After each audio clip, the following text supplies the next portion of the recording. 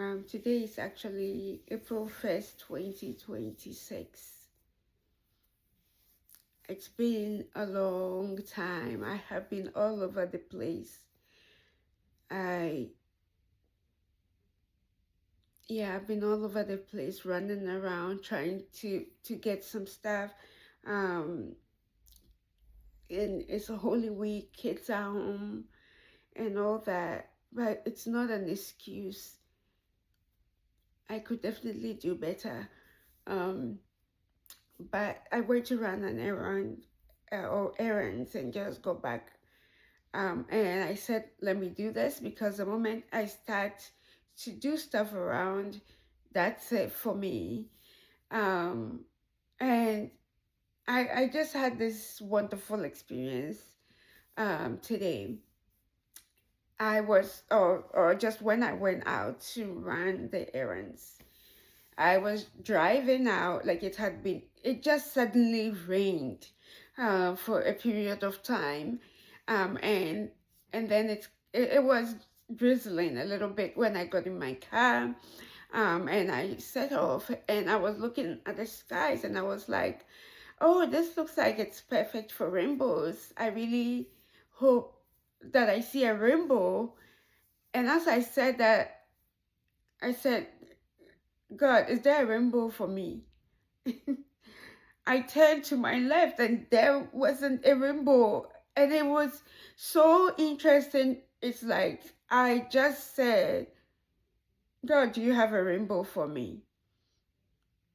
I was so excited about it, about the sign that God has given me. I called my older one and I was telling him, it's like, that's cool. I'm pretty sure he's saying, our mom has gone off a deeper end or something like that. But I took it as a sign of God saying, I'm here with you.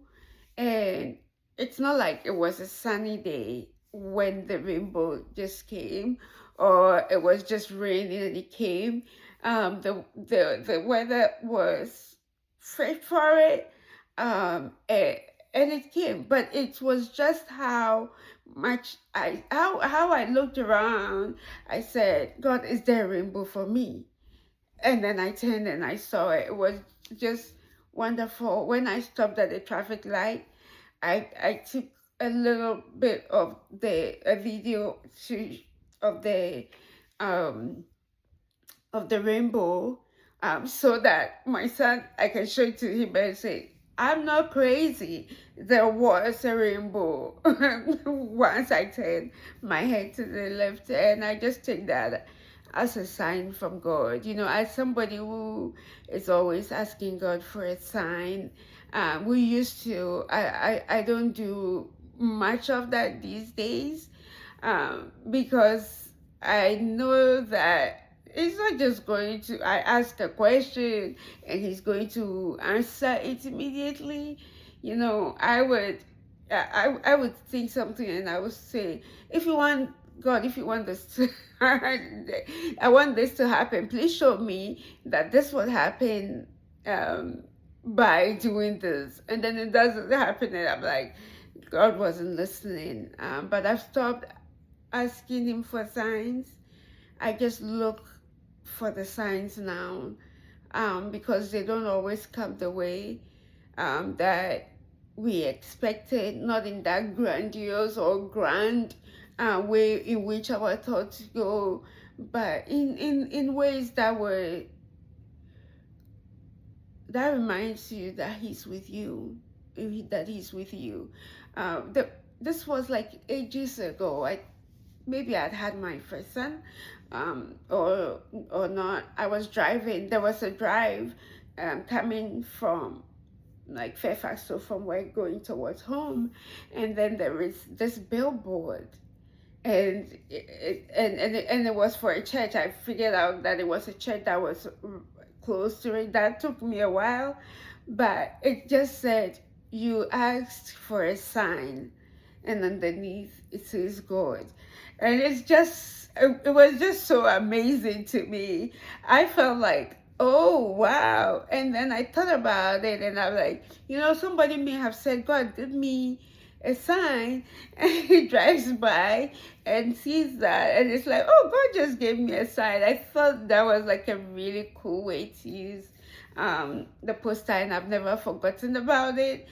So like it's really deep in my head, that it was just intentional, that when I drove, um, I, like on that route, I would just say, yeah, you're giving me a sign. I thought this was going to help a lot of people.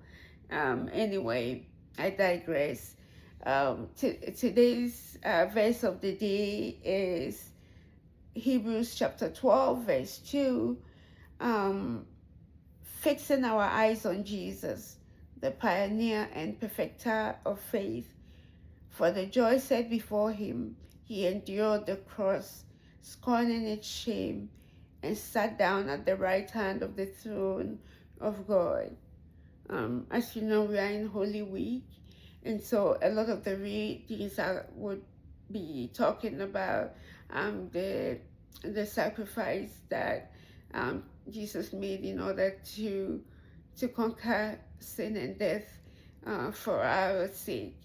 But I went ahead to read verse 3 as well. It says, consider him who endured such opposition from sinners, so that you will not grow weary and lose heart. I like that. He did that so that we will not grow weary and lose heart. I don't have much to say about the word, because I'm not very good at trying to interpret that to someone else. But there are times that I am able to get it in a way that makes it strong for me or powerful for me. But I hope that as we are all running this journey and waiting for our answers, that we will consider him who endured such opposition from sinners, so that we will not grow weary and lose heart. So I hope that in some way you were able to show up for yourself. I have been able to come sit here after such a long time, which is horrible. So I want to say that today, at least, I did show up for myself. And I hope that my story of the rainbow lifted your spirits in some way. You know, last Friday, the 27th of March, was the 6th-year anniversary since I finished my lymphoma treatments. And I've had so much gratitude for 6 years. I don't worry about that, the cloud of whether the lymphoma is back or not. I don't worry about it until it's time to do the test. And I lost the opportunity to tell you about the experience, but I know that I will have so much opportunity to be able to tell some of the experiences that God saw me through. And so I pray that the rest of your week is great. Have fun, try to have fun, even as we keep on waiting for our answers. God is not done with you yet. He's not done with us yet.